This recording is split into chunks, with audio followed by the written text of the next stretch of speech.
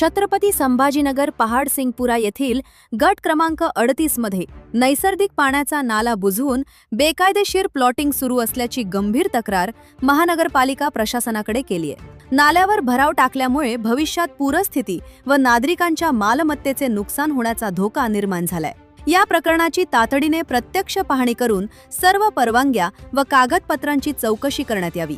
अनियमितता आढळल्यास संबंधित सातबारा धारक, विकसक व जबाबदार व्यक्तींवर फौजदारी गुन्हे दाखल करण्यात यावेत। पर्यावरण व नागरिकांच्या सुरक्षेशी संबंधित या गंभीर विषयात प्रशासनाने त्वरित कारवाई करावी, ही आमची मागणी आहे।